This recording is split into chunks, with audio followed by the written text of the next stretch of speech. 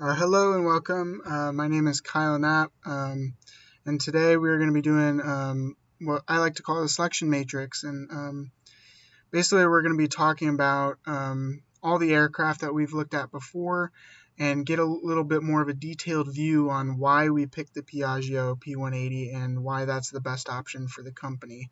It's not just a favorite of mine, it's not just a random choice. There's reason, evidence to make that choice of the Piaggio P180 between the four of them, and so we're going to be talking about that today. So let's jump right into it. So the first thing we have to kind of ask ourselves is, what type of aircraft are we looking for? What type of aircraft best suits the company's needs? So after talking to a bunch of, a couple of the executives and board members, these are a few of the characteristics that I kind of could find from all the members had in common. And so we'll just kind of run through these real quick. We wanted a good purchase price. We don't want something super expensive.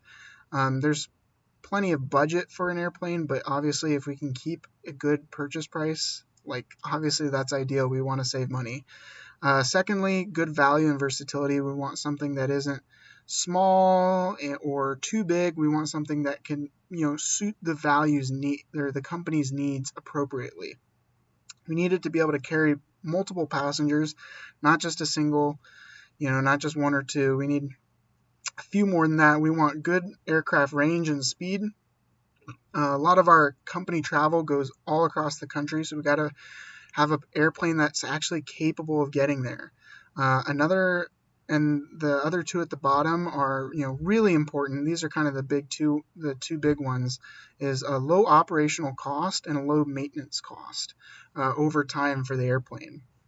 And so based on that, I've kind of labeled each one of those items or, related items based on a value, one being not valuable and four being extremely valuable. And so as you can kind of see there, we got purchase price, value of 4, age of the aircraft 1. We don't really care about that. Value factor, that's very important. Cabin volume, we need to be able to carry passengers. Wing loading, not important. Payload with max fuel and range with max payload, super important. Got to be able to get there and be able to get there with all the fuel we need. Got to have a good payload so we can take those passengers with us.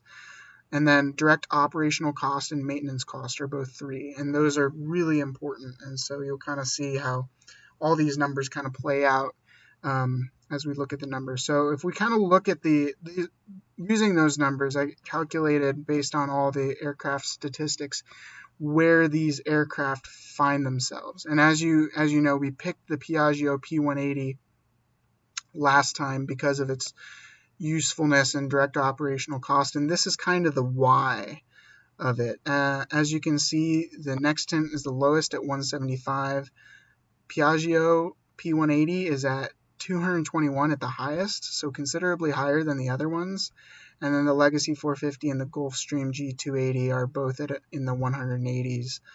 And so you can kind of see that the Piaggio is just the clear winner here, and it's really, the obvious aircraft. So what's important to realize is that the Piaggio P180 is quite the better aircraft to pick, and this is kind of the mentality is kind of going into this is like, well, it has a good price value, it's not too expensive, good value factor, it can get there quickly, and the best part about this is that it has a low operational and maintenance cost, and in fact it has the lowest of all those aircraft, and that's why the Piaggio P180 is the highest value factor overall between the aircraft. And so and that just makes the Piaggio P180 the clear and easy choice for the company. And this is just kind of a breakdown of how each of those factors value into the total value of that aircraft, that 221 value. So maintenance cost per hour and the direct operational cost per hour for a 300 nautical mile mission, that accounts for about 50% of all the value in that airplane. And that really just shows that this airplane is efficient and it is really good for long-term investment in the company, something that we really want to be able to hang on to. And then there's, as you can see, the other ones kind of play in the big factor, but the purchase price is kind of more expensive, and that's why it's only 7%. But at the end of the day, the maintenance cost and the operational cost is just worth it. So yeah, thank you for listening to my presentation, and I hope you have a great day.